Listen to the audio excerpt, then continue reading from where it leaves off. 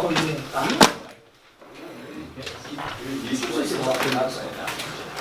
I said hi to him all. Where did your yellow pass? Hold on. Alright. Okay, so Have you first. ever written the yellow pass? Alright, first, here's what we're going to talk about today. I want to talk about max and mins, talk about the increasing and decreasing one more time, because one of your problems, let's say I do something like that. Okay, on this particular problem, it has increasing and it has decreasing. It goes back to increasing again. Let's say it was increasing up to this point right here. Then it was decreasing up until maybe this point. So kind of, you get the idea. But they're going to have more distinct drawings. I think they even have dots on certain spots. So the first type of problem that you're going to have in your homework, they're going to ask you to list off in interval notation the parts on this graph where it's increasing, decreasing, or constant, if it's applicable, right? If it applies.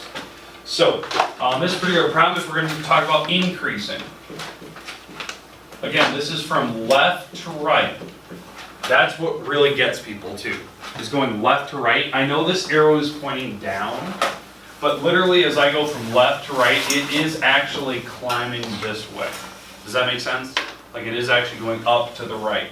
That's increasing. So I'm increasing from negative infinity up to -2 here. And again, I'm using x-axis numbers, right? X-axis numbers. It's increasing up to -2. Now, I'm going to use a parenthesis here. The reason being is that that number is literally shared with the decreasing side, so you can't use a bracket. Now, eventually there is a break in the graph.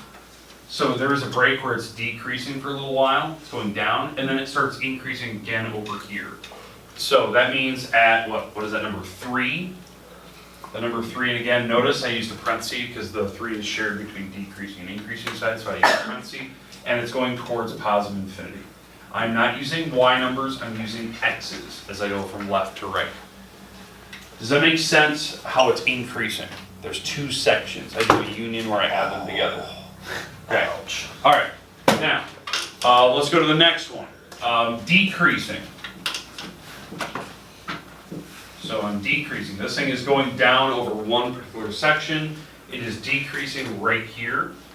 So that's from -2 to 3. And notice I'm using parentheses because those numbers were literally shared up there, so I can't use a bracket. Questions on decreasing. There's only one part where it's going down from left to right. Now, if it says constant, because I think this is like this third part, if it asks for constant on this graph, is there any spots where this thing is like levels out where it's like flat? No. So then what you do is you put non-applicable, NA. I'll accept NA. Doesn't apply, right? There's at no point in this graph does it ever flatten out and just stay constant. Okay, questions on what you're going to do on those first few problems. I think it's first 2.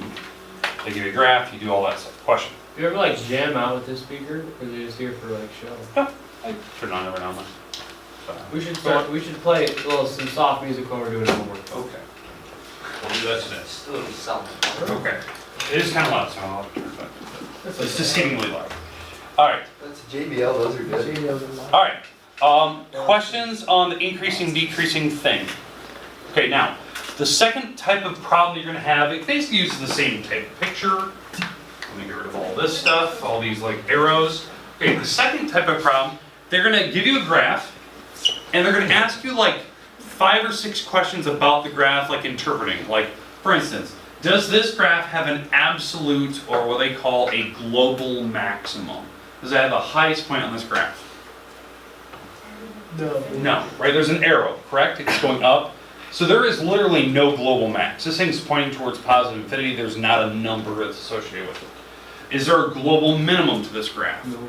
No, or absolute. I like to use the word absolute. That's the one I always find. There's no absolute minimum because there's literally an arrow pointing down. So there's no max or min. There is relatives though.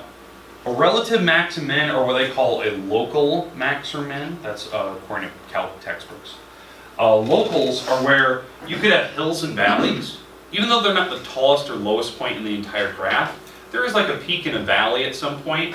So this would be considered a relative maximum or a local maximum. And what you do is if it asks for that, you just give me the coordinate.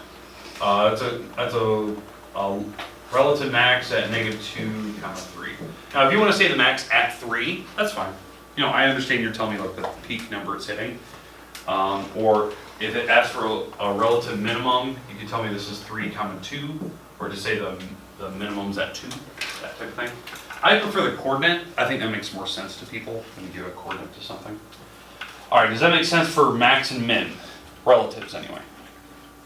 We did a couple of that. I think that was in the last homework. He's kind of reviewing some stuff. They do ask a lot of questions of like on review, like what's the domain of this thing? It's all real numbers. What's the range? It's also all real numbers. But they're going to ask you just a series of questions. Hopefully you're kind of used to it. All right, questions at all about the first part here? That's actually the first 2 parts, really. Perfect. Okay, now the next type of question that they're going to ask is about evens and odds, and we haven't really discussed this yet. This is something new, and I want to give you kind of a sense for how this works. I'm gonna do evens and odds without the graph, and then I'll come back to it here in a second. So let me try that. I'll do that for now.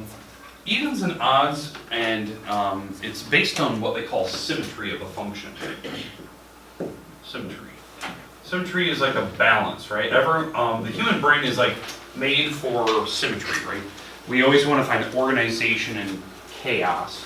And the idea is that symmetry is this idea that when I look at a picture, does it look balanced? Does it look like they're equal on both sides? So there's 2 types of symmetry. There's even symmetry and there's odd symmetry. And they look very, very different. Even symmetry, when you look at a graph, no matter what graph it is, the left and right side of the y-axis are doing the exact same thing.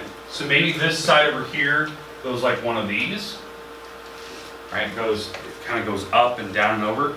On the other side of the y-axis, it does the exact same thing. Like it's a perfect mirror image on both sides. Does that make sense for even symmetry? Now for odd-based symmetry, it's doing the complete opposite. So on odd symmetry, whatever your graph is doing on the left side of the y-axis, let's say it's doing something like this, on the other side it's doing the complete opposite of it. It's kind of like yin and yang kind of a thing if you ever looked at those symbols. They're one's up, one's down on the other side. That's an odd-based symmetry. Okay, do we understand the differences here? Even what they look like and what odd looks like. Okay, now let me go back to this big graph here, and let's take a look at something that they're going to try to mess with you. They're going to sometimes they give you pictures, and they ask for, is this picture symmetric? Is it like perfectly balanced left and right side? It may not be. You can just say it's not symmetric and move on. But this is kind of the idea. They might do something like this.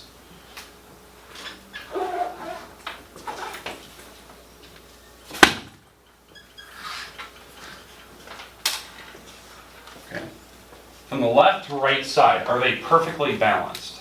No. No. It looks deceiving like it is. They're hitting 2 different numbers, right? They kind of look like they're doing the same idea, but this one is going over 1, 2, 3, 4, 5, 6, and up 4. So this is -6, 4. So if it was really odd symmetry, I would hit 6, -4 down here. But I'm hitting like 1, 2, 3, 4, 5, hitting 5, what is that, 5, -3? These are not the same numbers. They're not like opposites of each other. So it's not symmetric. It looks deceiving like it should be, but it's definitely not. It could do something like this, where maybe this side's doing one of these, this side's doing one of these, but it's got a little extra tail.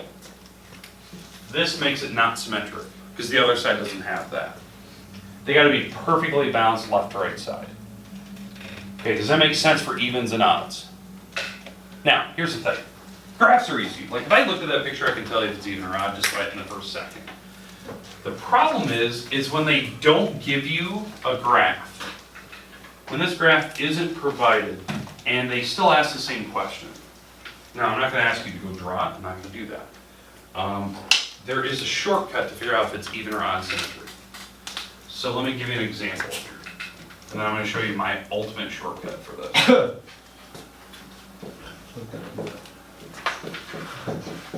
Okay, let's say this is my function, right? It's a random polynomial, and they ask, is it symmetric or not? I could go graph it on an x-axis or y-axis, go like figure it out using Desmos and kind of look at the picture, but I don't want to do that. I want to learn how to do this without a picture in front of me, because we haven't learned how to graph yet, like by hand. Maybe you haven't out there too, but we haven't done them here yet. And so here's the trick. I'll show you the way you're supposed to do it, and then I'm going to show you my ultimate shortcut. So you can do it in like 1 second in your head. So here's what you're supposed to do. You're supposed to take this function, and wherever there's x's, plug in a negative x into the spot. This is the correct way you're supposed to find it. So that means I go up to this problem, wherever there's an x, I'm going to take out the x, even if there's multiple x's, take them all out, and plug negative x's into their spots.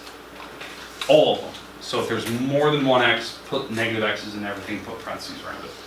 And then what you're supposed to do is simplify that thing down using normal operations. So what I mean by that is that if you square a negative, what happens to the negative sign when you square it? It goes away, right? A negative times a negative is a positive. So this would end up being a positive x squared, and then the 4 didn't change at all. Now, do you agree that this turned into exactly what it was before? Okay, that's an even symmetric problem. That's even symmetry. That means the picture will literally be on the left and right side. When I plug in negative numbers and positive numbers, they turn out to be the same picture. That's what just happened. Now, that's fine and dandy. When you see that, it's pretty easy. In fact, I'm going to do it again for another function. I'll just make up a new one. X to the 5th minus x, and let's say this is my function, and I'm going to do the same test again. I'm going to plug in negative x's. This is negative x to the 5th. This is a negative x plugged in. A 5th power keeps a negative sign. This negative sign, this to the first power, so it keeps the negative sign. The negative sign would go to the outside and become positive, right? Because it would cancel out the two negative signs that are sitting there. So because odd powers keep negatives. And the idea is that, do you agree this is the exact opposite of what I started with? That's an odd symmetry. That's easy when you start plugging in negative x's. Now I could make a really complicated looking polynomial, and you have to plug in negative x's everywhere and kind of see where it balances. It could be a fraction and whatnot. But here's an easier way to do it, because this is something I've learned over the years of doing math. All you have to do is look at the powers on your problem. Even power, even, odd power. Odd. Exactly. That's exactly what I look at. No joke. Like they teach you, you're supposed to plug in negative x's and everything and simplify it. Or when you look at this problem, like the first thing I look at is I look at this. I put x's on everything. What are these types of numbers? Even numbers. So it's an even function. On this one over here, x to the 5th, x to the 1st. These are literally odd numbers. It's odd symmetric. If you have a mixed bag of the two, you have a mixed bag where there's evens and odds, it's not symmetric at all. It won't be balanced left and right side. Something will happen left or right side where it's different. You know, it could be something as subtle as this, where it looks like it's going up and maybe it just does a little slight curve. So this side versus this side was slightly different. Like there's just something that's off. But again, it's because of evens and odds. Does that make sense, like how you look at a function? That's my shortcut I've learned over the years of doing it. Okay, questions on evens and odds. They'll ask you that every now and then. They'll have you look at a picture. Because it's part of like the multiple questions they're going to ask you, like what's the maximum, what's the minimum, is it even, is it odd? And they don't really tell you what to do. You're supposed to know that. All right, questions. Okay, the last two types of problems I want to go through today is the differential quotient. One more time. I want to go through one of those. That was something we learned yesterday. We introduced it for the first time. And the last type of problem is going into graphing, where you have to graph something by yourself, by hand. I want to give you a select few problems you have to do that, so hopefully it seems easy enough. All right. So, Let's do a differential quotient first. This is something we did yesterday, and then let's go into the graphing problem last. So, let me stop the camera here so I get the... Okay. So, differential quotient, if you don't remember this from yesterday, there was the first introduction yesterday into actual like calc material. Differential quotient is like a major concept in calc. They actually spent an entire semester in Calc 1 just learning everything about the subject, because it's applied in a lot of different forms of mathematics. And what it's used for is it's literally like a way of finding slope of something. That's what it's used for. But it also helps you find max and mins on a graph. Because on a graph, if you had something doing something like this, right, where the graph's going up and down, there is actually max and mins here. You know, relatives, but there is max and mins. Well, what this differential quotient does, it tells you slope at any certain moment. Well, if you know the slope at any certain moment on this graph, you can find when slope is exactly 0. And zeros are where you have max and mins. That's the idea. Now, I'm not going to have you find the max and mins on any graph today. That's something we reserve for calc. But what I'm going to have you do today is practice actually doing a differential quotient. This is the formula that you're going to be using. It's literally printed in your book right next to the homework, so you can't forget it.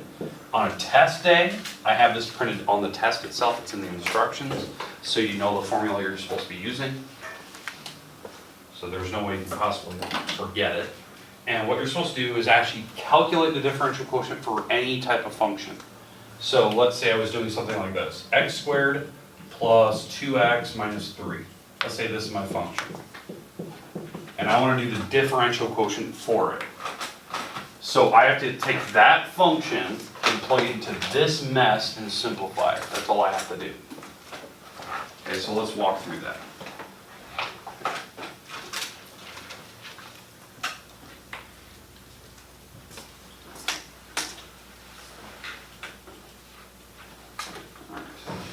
So, differential quotient with the x squared plus 2x minus 3. So I'm going to make a fraction and make sure h is on the bottom. Make sure h is on the bottom, that's what the differential quotient says. I'm going to take the original function, I'm doing this part right now, do the original function but plug in x plus h's into everything. So that part right there with x plus h's plugged into everything.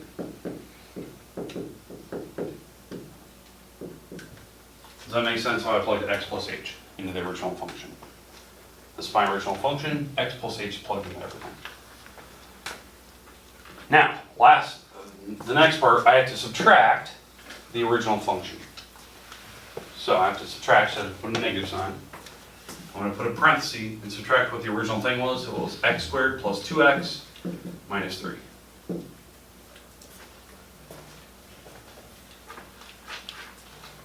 All right, questions on the setup? This phone's going on back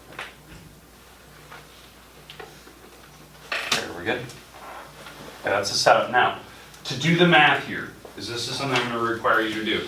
You have to FOIL, distribute, you have to do kind of the little things. So I'm going to do this first part. This x plus h, don't distribute the power of 2. That's not how you do that. You have to actually write out 2 of them and FOIL them together. First, outer, inner, last. I'm just going to do it in my head so you can see it.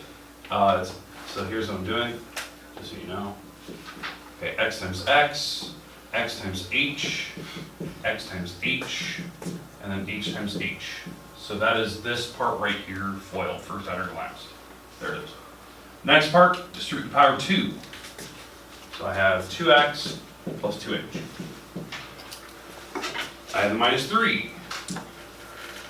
Okay, so far I've done everything up to this point. This is everything up to this point. Make sense? The hardest part is probably the foiling. You have to remember how to do that. Okay, on the back here, what do I have to do with this negative sign? Yeah, you have to distribute it. So I'm going to have negative x squared minus 2x plus 3. So it's going through there. And then this is all over h. Now, here's how you know if you've done this right. If you've done the differential quotients correctly, and you got to a point where you can actually simplify. because at this point, we got everything kind of simplified on the top, there's no parentheses, nothing. The things without h's will cancel each other out. So there's a couple things that have h's, and there's a couple things that don't. The x squares literally cancel each other out, positive and negative. The 3's cancel each other out. The 2 x's cancel each other out. Things without h's will go away. That's how you know you did it right. If they don't go away, you did something wrong. Maybe you FOILed wrong, maybe you forgot a term, maybe you didn't write down the original problem correctly, maybe you forgot 3 by accident. It happens. Maybe you didn't distribute the power 2 correctly here, or the number 2. Maybe you didn't FOIL right, that type of thing. Okay, now what we're left with here is we're left with xh plus xh plus h squared plus 2h, and this is all over h. And things without h's are gone. What's the last step?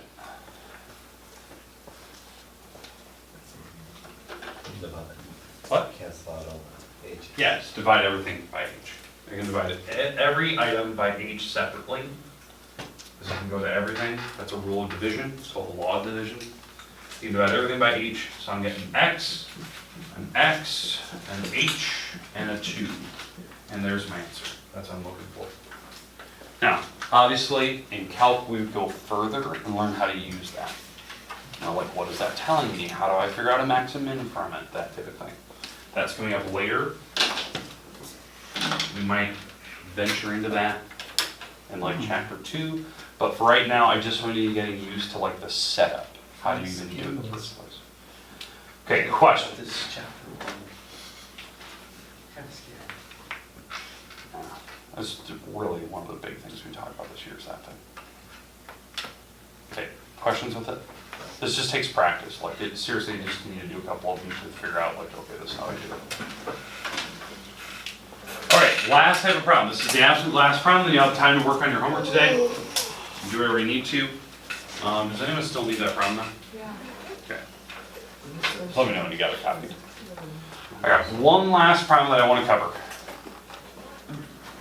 And it's based on graphing. And the good thing is it's just based on graphing lines. Or maybe not curves. I don't think I just think curves. I think I only did the lines.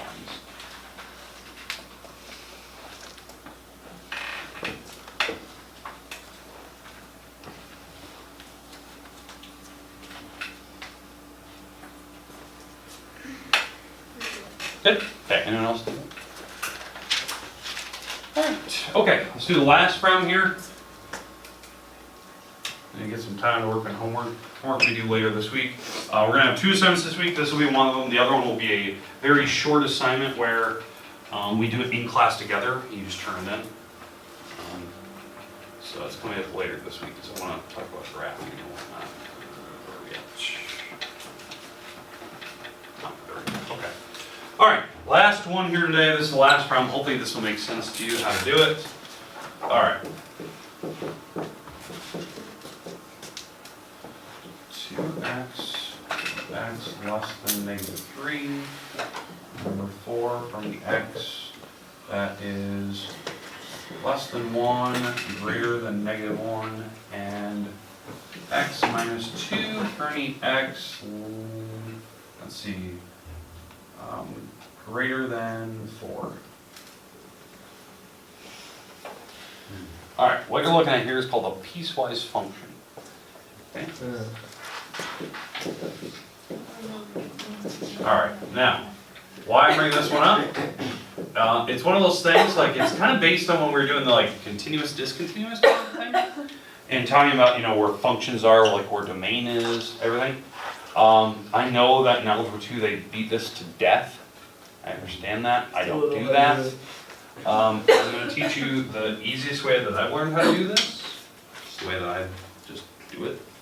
And so what I think of is when I look at this problem, I have 3 individual pictures that I'm doing on one graph. Does that make sense?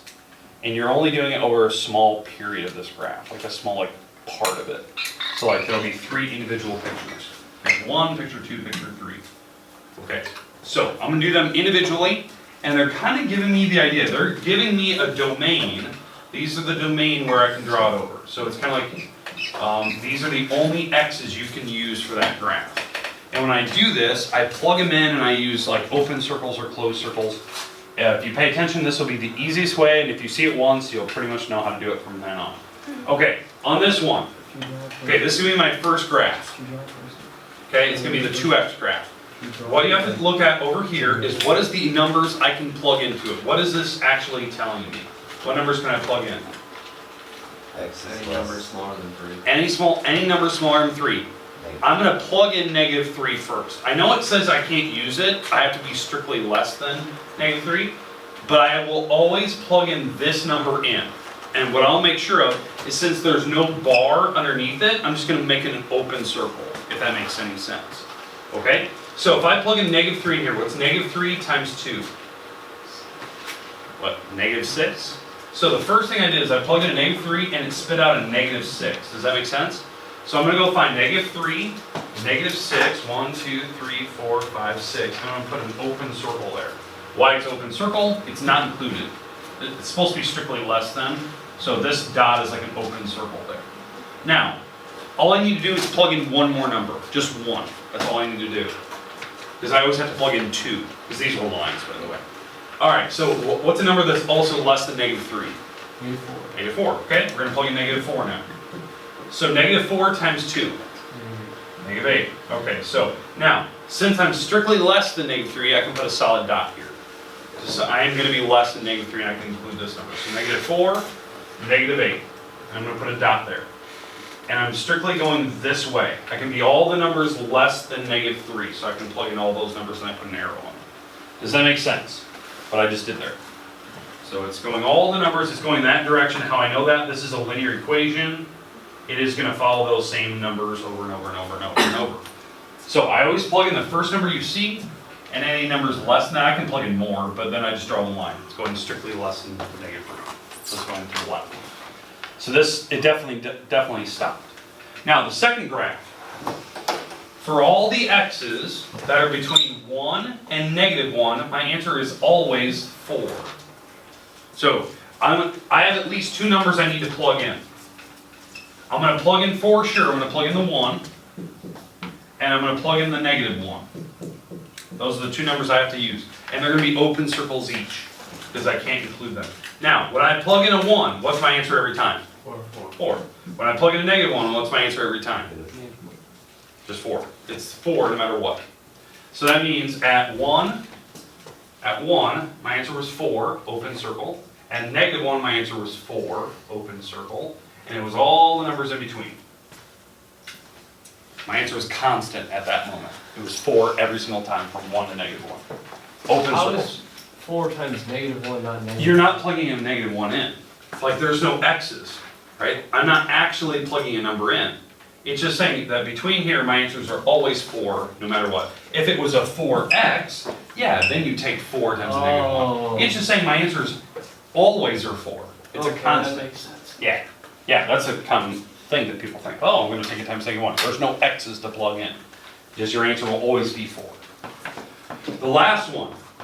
So now I'm on my third picture, because I always plug in 2 numbers at least, just 2. So I've already plugged in my 2 there, so those are done. They're open circles. And there's no arrows because it was literally strictly between the 2. Okay? Alright, let's go to the bottom set. Okay, on this is x minus 2, by the way. Alright, what's the one number I have to plug in? 4. Okay, I have to do that one. Then the next one, I'm going to plug in numbers that are strictly greater than 4. So maybe I'll plug in 5 or 6 or 20, I don't care. So I have to plug in at least 2 numbers per graph. So when I plug in 4, it's going to be an open circle, because it's not including 4. But I'll be an open circle here, but I'm going to plug in 4. What's 4 minus 2? 2. There's my first dot, so it's going to be 4, comma, 2, open circle. The next number I'm going to plug in is any number greater than 4, so I'm going to plug in 5. What's 5 minus 2? 3. 3, and I'll put a solid dot there. 5, comma, 3. And it's any numbers going that way. There's your graph. I always plug in 2 numbers every single time, each picture, it's 2 numbers plugged in. So if they give me a set where it can be less than, I'll plug in 2 numbers at least. If they give me something greater than or less than, I plug in both the end caps. If they give me something strictly greater than, I'll plug in that number plus anything bigger than that. And I'll just do individual dots. Would this be where we had to shade it or not? Nope, no shades. Like, that's it. That's my graph. It's a discontinuous graph. It is literally a piecewise graph. It's in pieces. That's why it's called that. Does that make sense? That's the easiest way I can teach you how to do it. I know in Algebra 2 they beat it to death, see that you know it. It's one of those things you just, if you think about them like individual pictures, you just have to worry about if it's solid dots or open dots. Like if I would have had a bar here on the 4, I would have had a solid dot here. Start. Because it would include 4. Alright, homework's on the board. It's over there. It's page 172. I'm going to give you graph paper. There's only select few problems you're going to have to graph. It's these. There you go. I'm going to give you a attachment after something signed up. I didn't know this. I brought you some. Yep.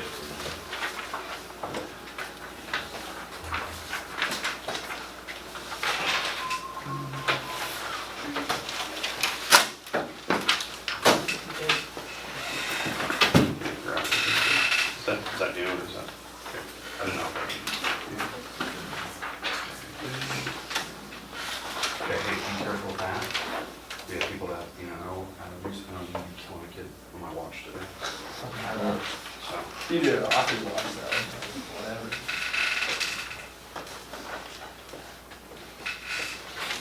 there's actually quite a few kids that, you know, just don't kill a kid. Really? Yeah, seriously. Why Same with like Miss May, don't go near Miss May. She'll go down quick. Yeah, did you know she developed a peanut allergy? Yeah, that's weird, isn't it? What do you develop?